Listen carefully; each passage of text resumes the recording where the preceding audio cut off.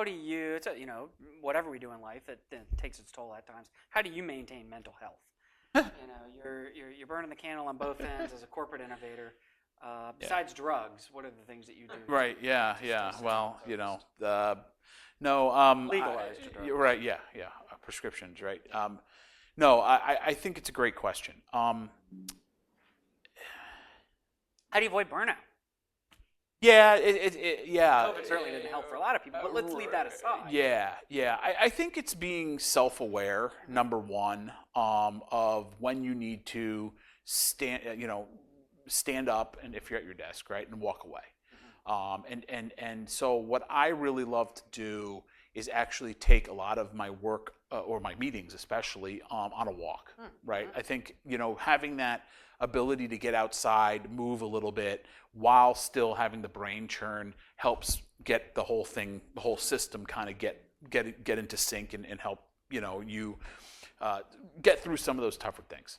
One of the things I love, actually, I do, and I've done for now probably 45 years, is I block off half of my day on Fridays.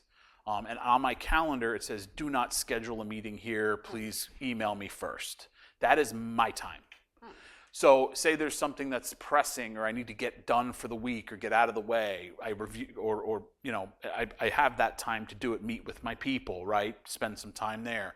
Also, be able to use it to do some critical thinking, right? Or even pick up a book, right? And read something on the topic, right? I love augmenting with some of the philanthropy that I do, some of the organizations that I'm part of outside of that, outside of my work, right? And plugging time in for that. Having been in a position for 12 years, grinding it out, moving up, having a team of 30 people, right, who I really serve them, right? I was talking to Jamie a little bit about we have two sides to the equation of evaluation in our business, in our company, for our evaluation, right? One is the G side, which is our goals. So what are we going to do? What are the tangible things we're going to work on? What are the outcomes, right?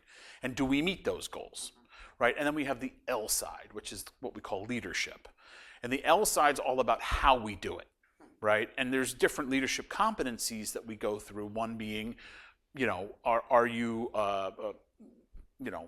self-awareness, I mentioned that as one. Are you an effective leader helping your people to grow, right? Do you have empathy? Do you have the ability to control emotion, right? So all of these things are built into these principles. So one of the things I really love is that I get to spend all of my time mostly on the L side these days. About 85 to 90% of my time is on the L side.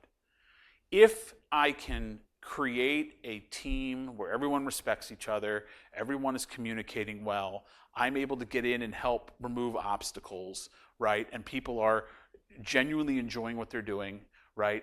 That gives me the work-life balance, right? Because I know that I've got a machine that is just going to run itself, right?